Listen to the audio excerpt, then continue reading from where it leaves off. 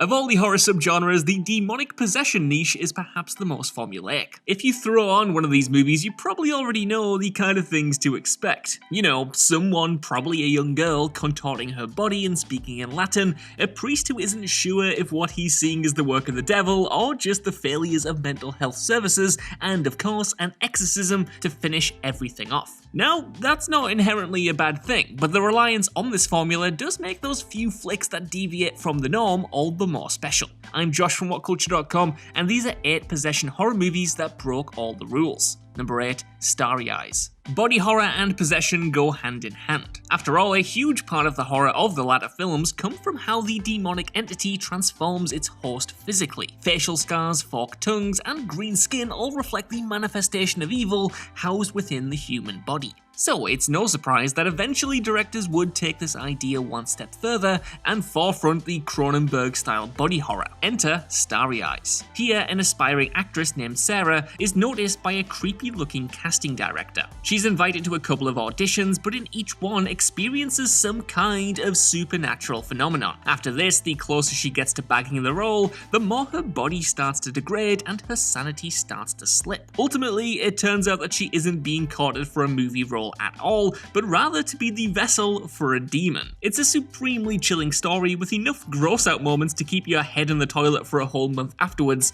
but Starry Eyes is undeniably an original spin on the classic cult possession horror trope. Number 7, The Exorcism of Emily Rose. I don't think any horror fan in the world looked at The Exorcist and said, you know, this is great and all, but it would be even better if half of it was in a courtroom. Well, apparently that's exactly what director Scott Derrickson thought, and in response, gave the world The Exorcism of Emily Rose in 2005. And to his credit, the mixture actually worked better than anyone could have anticipated. Emily Rose managed to stand out from the crowd because in this movie, the titular exorcism had already happened. The young girl had died and the priest was on trial for his actions. Told non-linearly, with the court hearing and the build-up to the exorcism itself happening simultaneously, it managed to show a completely different side to the regular possession story, and dove into the fallout of such an event. How much responsibility does the priest bear for the death? Were demonic forces really involved? Should the family have provided a better duty of care? All of these elements are interrogated with surprising dramatic depth, and the emotional haunting of the exorcism after the fact is just as scary as the act itself. Number 6,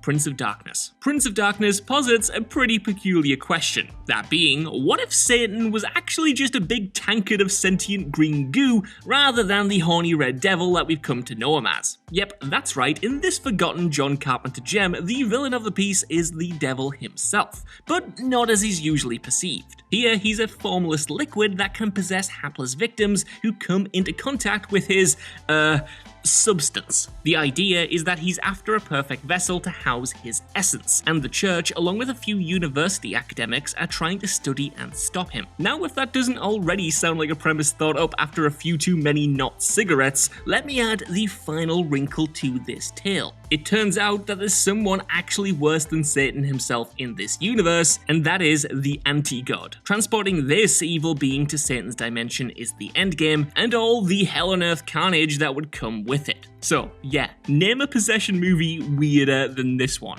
Number 5, The Exorcist III. The Exorcist III broke the rules of the possession movie so much that the studio actually had to step in, chop it up, and order more scenes so it more neatly fit into the genre. That's because, despite bearing the name, this third film wasn't supposed to feature an exorcism at all. Instead, the intention was to make a more psychologically driven thriller that didn't resort to the pea soup antics of its famous predecessor. Instead, inspired by the Zodiac Killer, the bulk of the story focuses on the mystery of the Gemini Killer returning from the grave and continuing his spree over a decade after his supposed demise. The question is how he's managed to come back and whether a demon was responsible for the crimes the entire time. By request of the studio, there's ultimately a more concrete answer to this mystery and an explosive blockbuster-friendly finale, but that doesn't stop the rest of the movie from subverting your expectations at every step. Generally as well, the Exorcist series in its entirety never played it safe when it came to genre conventions, which is why it's such a shame that this is the only good sequel.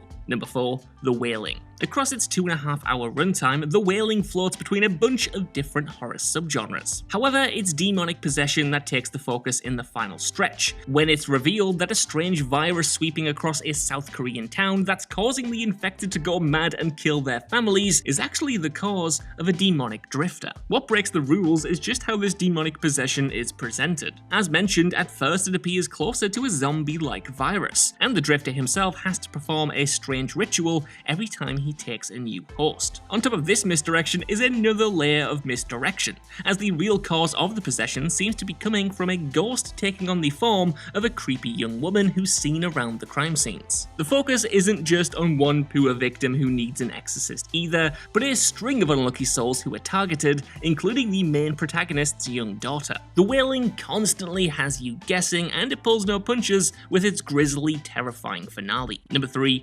Relic. Across the past decade or so, there has been a slew of possession movies that have used the formula to present stories that are really about mental illness, disease, or identity. The likes of The Babadook and The Taking of Deborah Logan are just two examples that blended heavy real-life subjects with the thrills of a good ghost story successfully. But Relic is perhaps the most subversive of the bunch. Part possession movie, part haunted house scarefest, the flick sees mother and daughter duo Kay and Sam moving in with Kay's mother Edna, whose dementia is gradually worsening. However, the pair find themselves trapped in the house and haunted by Edna, who is being taken over from the inside by some kind of supernatural mold. The twist here is how there's no explosive finale, no grand exorcism or anything like that. Contrarily, the finale sees the family reunited, and instead of running from the force that's been chasing them for the whole film, finally accepting it as part of their lives. Number 2. The Cleansing Hour. So many movies get the world of social media influencers completely wrong, to the point where you can tell that they're written by out-of-touch geezers who have no idea what TikTok is or how YouTube works. Consequently, they're more cringy than they are entertaining, but The Cleansing Hour is one of the few that really delivers a bona fide horror story set in that world. It centers around The Cleansing Hour itself, a live stream show hosted by supposed priest Max. Every week, Max will stream his latest exorcism, ridding the world of yet another demon. In exchange, if you want to, the audience can shoot him a like, share, subscribe, and even buy some branded holy water for good measure. Of course, the whole thing is a complete grift, and Max himself is an arrogant dick coasting off the production prowess of his team. That all changes though when a real demon possesses one of the actors, and live on stream threatens to kill the entire production if Max can't exorcise it for real. It is